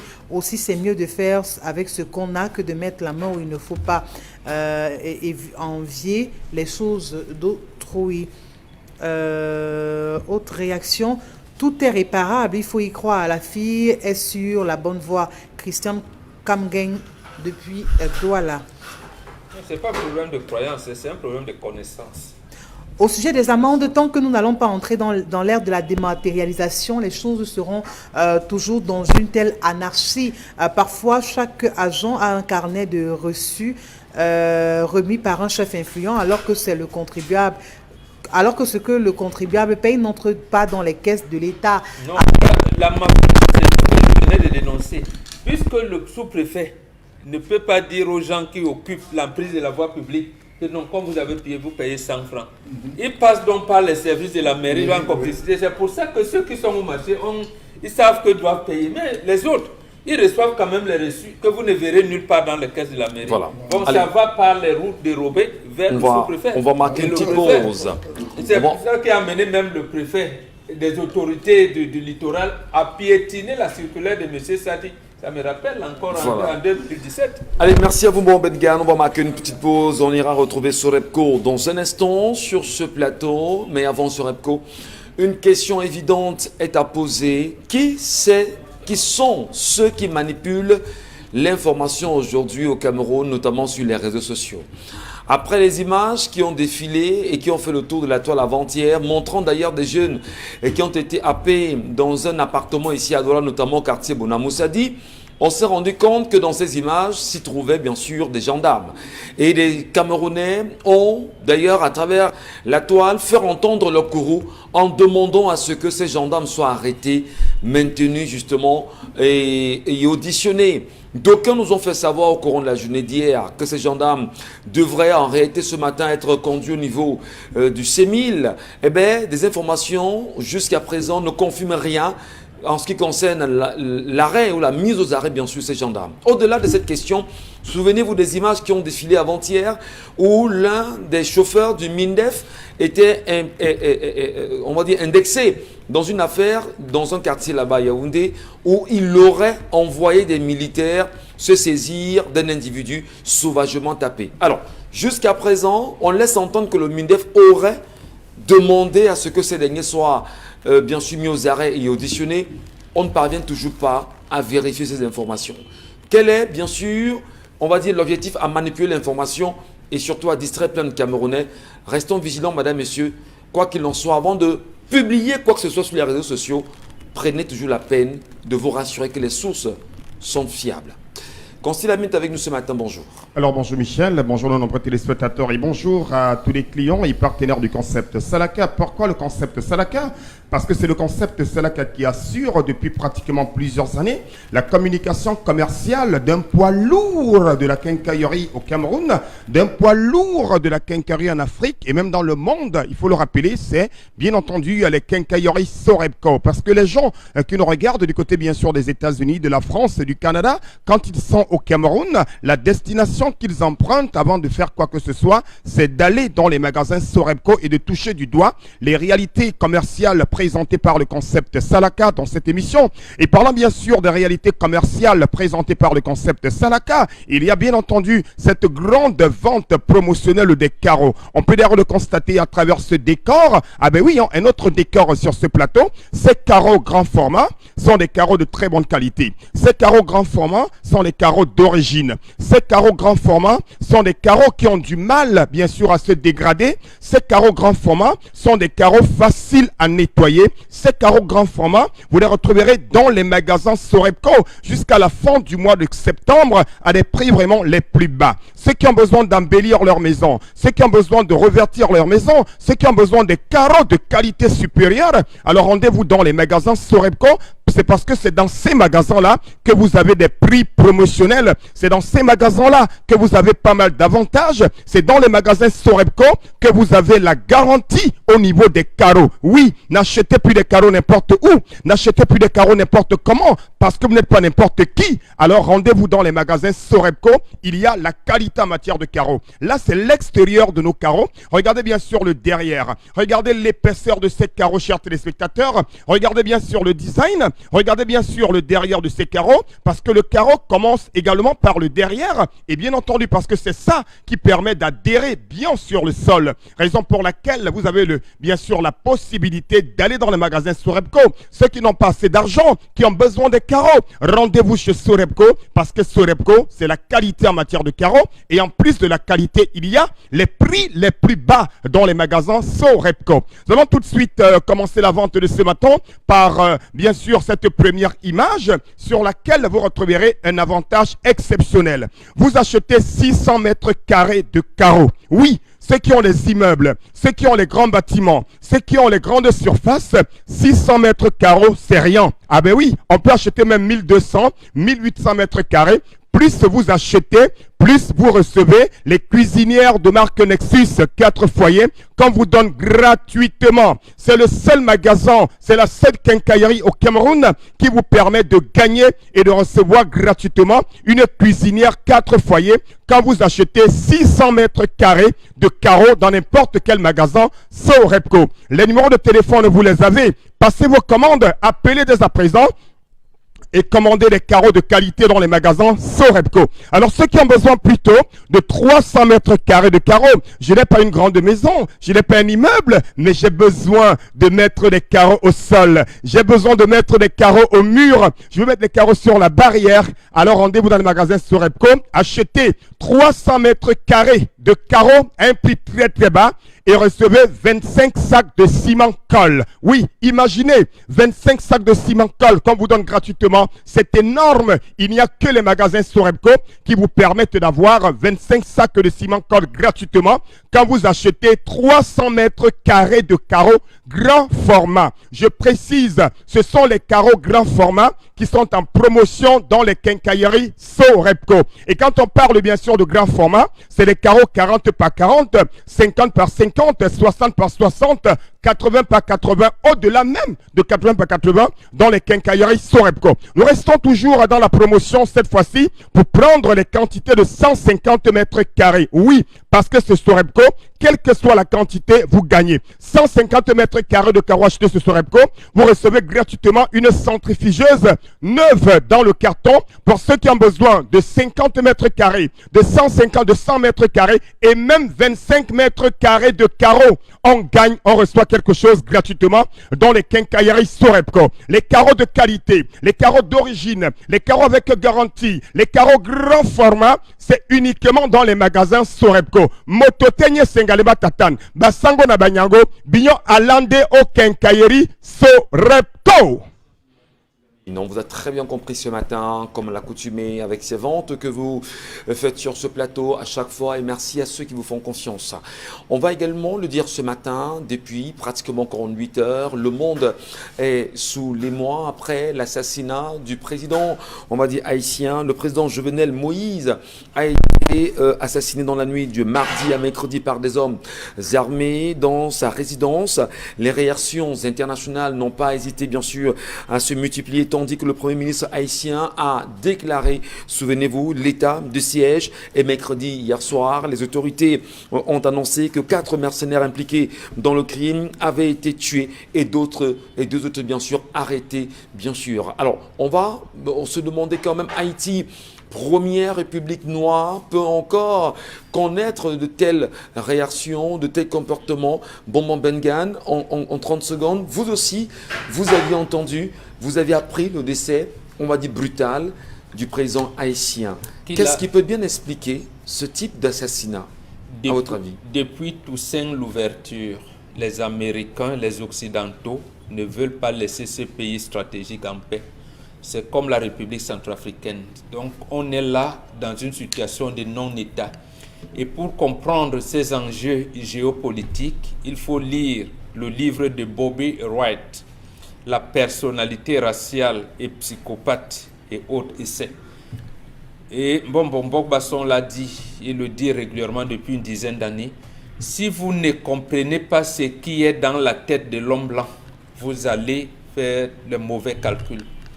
Haïti ne peut pas être un État normal parce que sur le plan géopolitique, il faudrait qu'on contrôle cet espace, tout comme la République centrafricaine en Afrique. Toussaint l'ouverture a été emporté de titre, mais ce pays, on en a décidé ainsi. Voilà. Il appartient au monde noir de se libérer des jougs. Mais il faut comprendre ce qu'il y a dans la tête de l'homme blanc. Très bien. Si vous ne faites pas cette psychologie-là, cette psychanalyse, on ne fera rien. Et nous saluons fièrement nos frères noirs d'Haïti ce matin en leur transmettant bien évidemment toutes nos condoléances et que le regard soit tourné vers une paix pensée par les Haïtiens eux-mêmes et que Haïti décide d'avoir à sa tête le président qu'il mérite. Entre-temps, au Cameroun, on vit encore. Allez, la revue des réseaux sociaux, Isabelle Carozoupet. Revue des réseaux sociaux, on parle donc de nudité qui ne cesse de faire le tour de la toile, bien évidemment. Et on va donc revenir sur cette affaire de cette dame qui, après avoir dérobé un téléphone portable, a été arrêtée et obligée de se déshabiller, de se mettre nu et d'être filmée. Malheureusement, les images ont fait le tour sur les réseaux sociaux. Voilà. Aujourd'hui, cette dame a décidé de porter plainte contre ces personnes qui sont allées bien évidemment exposer sa nudité sur les réseaux sociaux. On peut voir en image la plainte déposée par cette dernière. Une plainte donc qui fait le tour des réseaux sociaux, qui amuse donc quand même de savoir que là-dedans, elle reconnaît avoir volé le téléphone en question. Elle affirme avoir remis ce téléphone et aujourd'hui, elle souhaiterait que les personnes justement qui aient choisi de publier son intimité sur la toile soient sévèrement sanctionnées et punies, comme le précise bien évidemment la loi. Et est-ce que ce sera fait ou pas? Dans tous les cas, la plainte est déposée. C'est une affaire qui suit son cours. Voilà. Fait pas mal de bruit Et sur les réseaux sociaux. on n'a pas entendu qu'il y a un collectif d'avocats ici qui soit réuni Du autour tout, de la dame. même pas. Même Alors, pas. donc, c'est Pas dit du que, tout. on va dire que, oui, c'est vrai, c'est une position libérale, on en fait ce qu'on veut. On choisit maintenant les affaires, les dossiers. Hein, Dominique Audrey? Il n'y a pas un collectif d'avocats qui s'est réuni autour de la dame au moins pour dire qu'on va défendre l'honneur de cette femme, ne serait-ce que pour la nudité qui a été exposée et demander à sanctionner les personnes qui ont été impliquées dans cette histoire. Je ne sais pas pourquoi vous voulez à tout prix faire le rapprochement entre l'affaire Malika et celle-ci. Non, Mais ce qu'il faut personne dire, n'a pas de si, Malika. c'est le sous-entendu. Non, C'est c'est vous qui l'interprétation. entendez. C'est la- Non, c'est c'est- l'interprétation qu'on se fait. C'est ce que vous voulez dire par là. Non, c'est vous qui Ben, sous-entendez. sauf que la différence entre les deux, c'est que l'affaire Malika a pris du temps avant que les avocats ne se concertent et que celle-ci l'a fait rapidement après que ces images soient été publiées. Qu'est-ce qui vous dit qu'il n'y a pas d'avocat? Vous ne vous êtes pas rapproché. Donc, sauf que ici, elle est déjà accompagnée. Elle n'a pas besoin d'un collectif puisqu'elle a déjà porté plainte. Ça veut dire qu'elle n'est pas seule et qu'elle a déjà un avocat. Et c'est une très bonne chose parce que la loi va punir ces gens. Ils peuvent aller jusqu'à 1 an de prison et 1 million d'amende pour ce qu'ils ont fait. Donc, accrochez-vous. Qu'il y ait un collectif d'avocats ou pas, vous n'êtes pas Malika, vous êtes vous. Vous avez reconnu avoir volé. Quand vous punissent pour ça, vous avez déjà restitué le corps du délit. Maintenant, eux également, ils vont purger leur peine. Voilà. Charles Lamembatou, qu'est-ce que vous en dites de cette plainte déposée? Il faut faire justice ou pas? Monsieur Michel Ngachou, c'est-à-dire, l'autre monde s'y va à une vitesse que nous-mêmes, ça nous perd déjà, nous les traditionnalistes, ça nous perd. On n'a jamais vu ce genre de cas où c'est la personne qui a dérobé qui va porter plainte en disant oui, j'accepte. Je reconnais que j'ai porté, parce que chez nous, ici, pour avouer, c'est sous le fouet, parfois le bâton. Bon. Alors, est-ce qu'ils avaient le droit de le faire? Je dis non, M. Michel Ngatou, je ne changerai pas le point de vue. Je pense décidément qu'il faudrait qu'on se saisisse de l'affaire déjà elle-même. Lorsque vous voyez la formulation, je doute fort que ce soit d'elle. La formulation de la plainte, oui. Je l'ai parcouru, je doute fort que ce soit elle, parce que les tournures employées, M. Michel Ngatou, il faut bien lire pour comprendre les tournures employées, véritablement donne lieu à croire que c'est un avocat qui a fait. Autre chose, c'est qu'il y a un collectif de personnes, notamment des gens de la diaspora, qui sont entrés en contact avec elle, voilà, et qui ont décidé de mettre des moyens pour qu'elle puisse faire quelque chose, qui ont compris que c'est la faim. Bon, on a écouté ce qu'elle disait, c'est la faim, la famine peut-être qui l'a amené à faire. Donc je crois que quels que soient les bords, il y aura une heureuse fin. Nous avons des gens de l'extérieur qui sont prêts à tout, sachant qu'on justifie, c'est la famine, vous l'avez dit tantôt, c'est la famine qui pousse les gens à poser ce genre d'action, mais vivement que tous ceux qui ces derniers temps se sont retrouvés à exposer la nudité, fut-il d'une seconde, d'une personne, d'une tierce personne, vraiment soit punis. Qu'est-ce qu'on dit de ceux-là qui, à travers les forums WhatsApp, les passent entre eux? Parce que là, Monsieur Michel Ngatou, ce qui est étonnant, c'est que vous avez des pères qui, même dans des forums de famille, se retrouvent à faire des mauvaises manipulations. Je dis des pères. Et quand je dis des pères, c'est des personnes vraiment mûres qui ont traversé la soixantaine et qui se retrouvent dans un forum à vous envoyer un X, excusez-moi l'expression. Et après, il dit, excusez-moi, je ne sais pas, mauvaise manipulation. Ça, c'est quoi ça? Ou bien n'ouvrez pas. Hein? Après, il dit en bas, n'ouvrez pas. Vous voyez, c'est devenu une affaire où les gens se passent des choses dans les clubs. Vous avez des groupes WhatsApp, des snack bars, parce que ça aussi, il faut le dire, des groupes de snack bars où les gens ouvrent et vous avez des clients privilégiés qui posent ce genre justement d'action et qui balancent dans les groupes. Donc ça circule sur tous les bords. Vivement que l'antique, vraiment, vivement que l'antique existe. Non, monsieur Michel Ngatou, c'est grave. Vous le dites parce est-ce que l'antique existe au Cameroun? Vous le dites parce que monsieur Michel Ngatou, vous n'avez pas côtoyé des familles. Moi, j'ai côtoyé la famille d'une fille qui s'était suicidée parce que son petit ami lui avait demandé de faire de l'argent, d'emprunter l'argent à son père ou de voler l'argent ou de fabriquer quelque chose pour que le papa donne l'argent. Il avait des problèmes. Il a dit à la fille, tu ne fais pas, je vais mettre des images dehors. Il a pris les images. La fille a dit que j'ai demandé, mon père n'a pas donné. Il a pris les images, il a envoyé à son pote. Le pote a envoyé à la fille. La fille a vu. Lorsqu'elle a vu, elle n'a pas eu d'autre choix que d'aller boire la rata. Elle s'est suicidée. Monsieur Michel Ngatou, j'ai côtoyé cette famille. Vous ne pouvez pas imaginer ce que vivent les familles. Ce que quand quelqu'un vous dit que j'ai vu mon dos, j'ai vu la mort devant moi. Monsieur, la honte, même la honte n'est rien. Ça, je vous assure. Même s'il y a quelques jours, avec Julie Ngué, dans le programme Parole de femmes, des femmes ont quand même justifié ici qu'elles validaient le fait d'avoir des pratiques sexuelles devant des caméras. Ce qu'on voudrait bien sûr dire à nos petites sœurs ce matin, nous ceux qui nous regardent, vous n'avez pas besoin. Vous n'avez aucunement besoin. Si et seulement si vous vous rendez compte qu'il y a un téléphone allumé autour de vous, alors qu'un vrai scandale soit activé. Franchement. On peut protéger nos compatriotes comme ça, moi, et même pour ceux qui pensent qu'ils ont formaté le téléphone. Lorsque vous formatez le téléphone, ne pensez pas que vous avez tout effacé parce qu'il y a un autre lieu, un cache dans le téléphone où ça va se cacher. Mais il faut maîtriser véritablement les outils. Une fois que vous dites que j'ai formaté mon téléphone, je peux donner à quelqu'un, il y a toujours un lieu. Faites toujours attention. Alors, vraiment. Allez, merci. Oui, voilà. Peut-être en quelques secondes. Qu'est-ce qu'on dit de ça? La dépravation a atteint un tel niveau que ça devient inquiétant. Et justement, hier, on avait tendance à condamner la femme seule, alors que c'est l'homme qui était derrière. Parce que lorsqu'on dit la prostitution est le plus vieux métier du monde, mais la femme ne se prostitue pas seule. C'est bien nous qui allons la trouver là où elle est.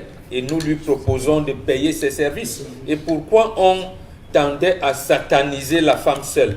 Voilà que ça nous rattrape aujourd'hui. C'est précisément parce que dès le départ, on avait mal posé le problème.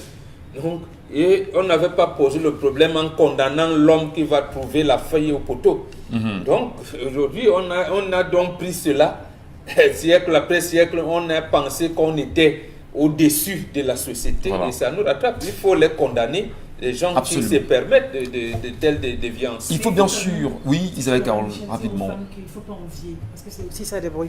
Moi, je crois qu'il faut d'abord commencer par là. Dire aux femmes qu'il ne faut pas envier. Voler un téléphone portable pour faire quoi? Pour vendre à combien? Pour assouvir quel besoin? Oui, on dira tu as faim, tu vas manger aujourd'hui, demain tu feras quoi? Donc, je crois qu'il faut plutôt concentrer ses énergies sur autre chose. Comment faire pour vraiment mener une activité? Parce qu'on sait très bien que les femmes de plus en plus ont malheureusement cette tendance à vouloir tendre vers la facilité, à vouloir voir les choses qui sont extrêmement faciles. C'est des choses qu'il faut justement aussi condamner avec la dernière énergie. Très Parce bien. que voir une femme en train de voler, vraiment, c'est des choses qui ne nous honorent pas.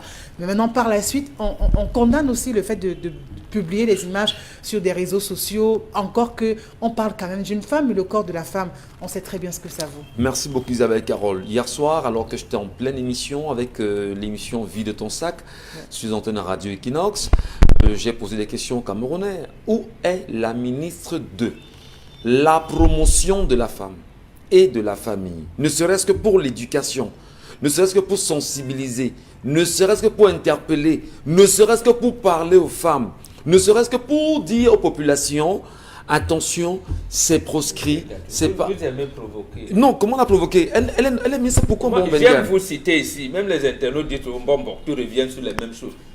Est-ce que c'est pour ça qu'on l'a nommée? Sur la Pas ça, femme, non? oui, je vous dis Mais que... si elle ne peut Non, donc pas faire on son l'a travail en nommée. tant que ministre de la promotion de la femme, qu'elle nous dise C'est- qu'elle ne peut pas, Non. simplement. Achidi Achou nous a dit que Politine Ndjangi, on crée les ministères pour récompenser politiquement. Donc elle fait son djangui, alors c'était les Camerounais. Si c'était ce pourquoi on l'avait nommée, cher ami, elle se serait positionnée depuis longtemps et elle n'aurait pas attendu que vous fassiez une clameur sociale. J'aime toujours prendre l'exemple du ministre Ambassala quand il était aux travaux publics. Il dit, mais le texte qui me nomme me dit que je suis l'ingénieur de l'État. Je veux faire mon travail, on refuse. Voilà. Abakar Ahmadon Jessi, il dit, chaque fois que je voulais faire le travail, on me tapait sur les doigts. Bon, vous vous posez donc la question de savoir pourquoi on les nomme-t-il. Ça veut dire qu'en fait, il y a d'autres orientations qui sont considérées comme la vraie feuille de route que ce que vous connaissez Merci. officiellement. Merci beaucoup. Autre sujet Isabelle Carole. Mais on va peut-être dire aussi que cette femme peut être une malade, kleptomane, et qu'au lieu seulement de nous donner de l'argent, comme nos frères veulent le faire à l'étranger, ce qui est bien déjà, merci beaucoup, il faut également voir dans quelle mesure on peut, si jamais elle est malade, lui apporter une guérison sereine. Merci. Isabelle, autre sujet. Autre sujet, je vous propose de regarder ces images qui, on va le dire quand même, sont insoutenables parce qu'on regarde tout de même une personne qui soit en détresse. Et il faut donc préciser avec le concours de la réalisation qui permet qu'on regarde ces images qu'il s'agit justement d'un... Non, on parle de l'image 2 où on a donc ce prisonnier en détresse sur son lit d'hôpital et assis même d'ailleurs à même le sol. Il ne s'agit pas de cette vidéo d'Haïti, il s'agit de l'élément 2. Voilà, merci la régie. Alors, on a bel et bien à l'image ce prisonnier, on va le dire, politique du mouvement pour la renaissance du Cameroun, qui est malade, qui est enchaîné sur son lit d'hôpital, comme vous pouvez tous le voir en image, qui passe par des moments extrêmement difficiles et donc, quand on regarde, on peut comprendre tout de suite l'état de santé plutôt instable dans lequel il se trouve, mais qui continue tout de même de pouvoir purger aussi sa peine et qui ne reçoit pas les soins qui soient appropriés et qui se retrouve dans de telles conditions que certains ont choisi bien évidemment sur la toile de pouvoir condamner avec la dernière énergie parce qu'on a au moins le droit à la santé, peu importe qui l'on soit ou alors ce qu'on a bien pu faire, on mérite au moins d'avoir ces soins et aussi cela dans de meilleures conditions. On parle bien sûr de Télé Membo Farel, qui est non seulement militant du CPP par contre, hein, je crois, CPP ou MRC, bon, forcément, d'un parti politique dans tous les cas, de prisonnier l'opposition. politique. Voilà, enfermé à la prison de Nebel depuis le 22 septembre 2020. Son crime, simplement, avoir manifesté dans les rues de Douala contre la guerre dans les régions anglophones et contre le vol des milliards de la canne glissée. On peut encore regarder en image comment est-ce qu'au Cameroun on traite des prisonniers qui demandent, des Camerounais, voilà, qui demandent simplement à ce qu'on puisse rendre compte au pays du comment est-ce qu'on a géré l'argent de la canne. Et pourquoi est-ce qu'on ne peut pas penser à mettre fin à la crise anglophone? Là, c'est le Cameroun, pays de droit. Et on nous disait il y a quelques temps ici qu'il y en a qui bénéficient de la présomption d'innocence, Charles Membatio. Voilà les images du Cameroun, pays de droit. Monsieur Michel Ngatou, je suis dépassé. Je suis vraiment dépassé. Après, on va nous dire que c'est l'évolution. Est-ce que Laissez-nous avec est-ce que vos c'est pas ça? archaïsmes là, on évolue. C'est ça l'évolution. alors. Est-ce que c'est pas tout ça, Dominique Audrey? C'est une tentative d'assassinat. Le gouvernement a comme, j'allais dire, comme orientation politique l'assassinat collectif des populations. Donc, il suffit que vous ne soyez pas dans un bon réseau, vous êtes voué à être assassiné. Ces images, vous expliquent quoi, Dominique? Rappelez-moi, son délit c'est quoi? Parce que je crois que pour être enchaîné, il doit faire quelque chose de grave. Il est militant. Il est déjà, il a eu son procès, il a été condamné. Pas ou encore. bien- Pas encore. Il est Donc, encore prévu. Pas encore. c'est un prévenu qui est Ouais. attaché dans son Ouais, lit. comme vous voyez là. Nous sommes à l'hôpital à Quintini. Voilà. C'est la présomption de culpabilité pour certains, présomption d'innocence pour d'autres. Et on nous a dit qu'il ne faut pas vraiment heurter la sensibilité de nos ministres puisqu'ils sont encore en audition. Vraiment, il ne faut pas jeter le Ce propre jour-là, sur ce n'est eux. pas une matraque qui a provoqué ce traumatisme-là. Parce que lorsqu'on voit ça jour, ce doit être une matraque. Les tortures qu'il aura subies, qui auraient forcément provoqué cela, et le voilà qui a battu. Heureusement que M. Michel Ngatou, demain encore, on aura les histoires des enfants qui porteront la malédiction de leurs parents. On va justement le dire que les images sont insoutenables pour beaucoup de Camerounais ce matin. Et lorsqu'on présente ces images, nous regardons, même s'il le dira, ça ne fait ni chaud ni froid, le ministre de la Justice au Cameroun. Nous regardons le chef de l'État. Non, il faut le dire. Le ministre d'État en charge de la justice, garde des sceaux et magistrat. C'est un magistrat. Son adjoint est un C'est avocat. un avocat. Donc en réalité, on devrait avoir là un couple qui devait nous apporter, qui nous devait amener à l'évolution. Mais Logiquement. lorsqu'on est dans ce stade, à ce stade de Moyen Âge, parce que même nous, dans la société dite primitive, on n'avait pas ce type de comportement. Mais vous les évoluez, vous nous amenez à ce type de comportement. Et j'ai envie de vous demander qu'est-ce que vous appelez l'évolution? Et un état de droit? Oui, l'Afrique du Sud avait l'apartheid dans son corpus de droit, c'était aussi un état de droit. Dire qu'il y a aujourd'hui un peu plus de 162 Camerounais qui sont toujours maintenus, détenus dans les prisons camerounaises pour avoir choisi de marcher le 22 septembre 2020, demandant simplement à ce qu'on fasse le rapport de la gestion ou de l'organisation de la CAN glissée. Premièrement, que l'on pense à ramener la paix en zone anglophone. Ça fait 5 ans aujourd'hui que ça dure et que l'on revoit le code électoral pour permettre aux Camerounais de penser à leur avenir de façon consensuelle. n'oubliez pas, Qu'est-ce qui peut expliquer qu'on soit à ce niveau de méchanceté dans un pays comme le Cameroun et que les populations se taisent devant des attitudes de monstres comme c'est le cas aujourd'hui? Monsieur Michel Ngatou, n'oubliez pas qu'il y a des mamans dans certaines régions anglophones qui attendent toujours les enfants qu'on avait raflés dès les premières heures. Une partie était revenue, d'autres n'étaient pas revenues. On a dit qu'on les avait disséminés sur le plan national.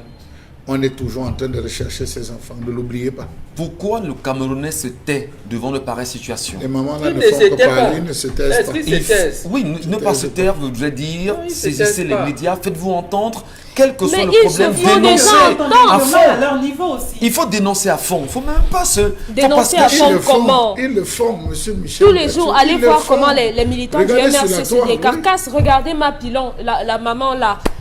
Personne ne parle plus, seulement Béas, personne n'en parle. Ils sont abandonnés à eux-mêmes. On se serait attendu à ce que on fasse abstraction de leur parti,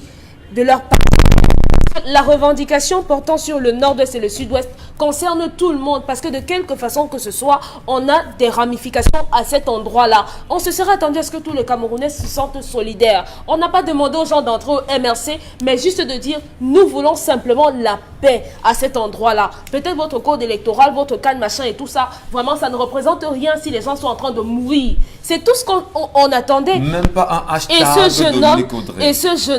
a vraiment, lui, il est dans du bon côté de l'histoire parce que s'il meurt aujourd'hui, il mourra en héros parce qu'il a fait ce qu'aucun de nous n'a pu faire. Aucun. C'est choquant, c'est énervant, c'est outrageant. Ouais. Et on se demande où nous vivons. Et on le sait en ce moment, La moindre étincelle peut donner ce qu'on ne veut pas. Comme ça, comme si... Cet enfant doit être libéré. Ce garçon doit être libéré. Ce Camerounais doit retrouver sa liberté. Et on le dit aussi parce qu'on est Camerounais, quoi qu'on dise, malgré la neutralité, nous aussi, nous avons nos émotions. Consti Lamine, dans un instant. Avec le tapis de braise, cette Vous aimez fois-ci... le bon goût de la cuisson sur le grill, mais vous détestez lorsque vos aliments restent collés à la grille? Plus maintenant, avec le nouveau tapis de grill anti-adhésif Yoshi infusé avec du cuivre. Les chefs préfèrent cuisiner avec du cuivre parce qu'il chauffe rapidement et uniformément. Pas de point chaud de flambée, juste des plats juteux et tendres avec cette saveur grillée.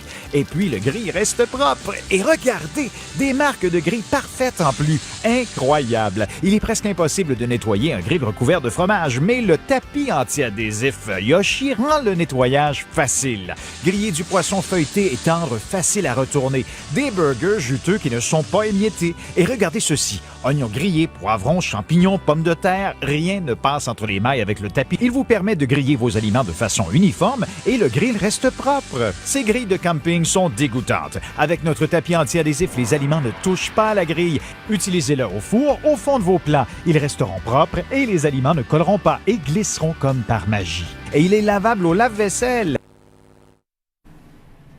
On va justement nous dire qu'on parvient toujours pas à ressortir ces images-là. Consti Lamine, bonjour. Rebonjour. Alors, bonjour Michel Gassou. Bien des choses à vous pour tout ce que vous faites à l'endroit des Camerounais que nous sommes, à l'endroit de nos nombreux téléspectateurs, parce que le dire, c'est une manière déjà pour vous d'apporter un soutien et beaucoup d'encouragement aux êtres humains que nous sommes. Raison pour laquelle je suis également là ce matin pour parler de cette grande promotion, pour parler donc de cette grande vente du côté bien sûr du magasin 1001 tapis. Nous étions là hier sur les tapis de braise. Nous revenons encore ce jeudi matin. Pourquoi nous revenons ce jeudi? Parce que nous voulons permettre à tout un chacun de vivre cette grande campagne de promotion sur les tapis de braise qui sont en vente du côté bien sûr du magasin 1001 tapis. C'est des tapis qui se vendent comme les bouts de pain. Vous êtes nombreux aujourd'hui à avoir ces tapis de braise et tous ceux qui ont acheté des tapis de braise ne cessent d'apprécier ces tapis de braise. D'aucuns l'ont même appelé le tapis magique. Oui, c'est un véritable tapis magique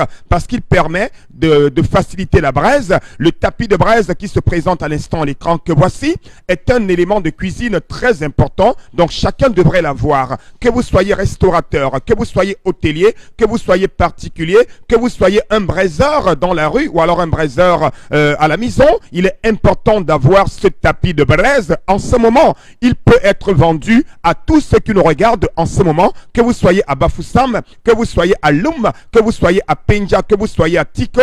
Il est important d'avoir ce tapis de braise, encore appelé en anglais renfoncé tapis fobreza. En espagnol, on appelle ça tapiña bumbasui. Ça, c'est l'espagnol by Consti Lamine, tapiña bumbasui. Donc, chacun devrait avoir ce tapis de braise à la maison, étant donné qu'en ce moment, jusqu'au 15 juillet 2021, nous vous offrons un tapis de braise de plus.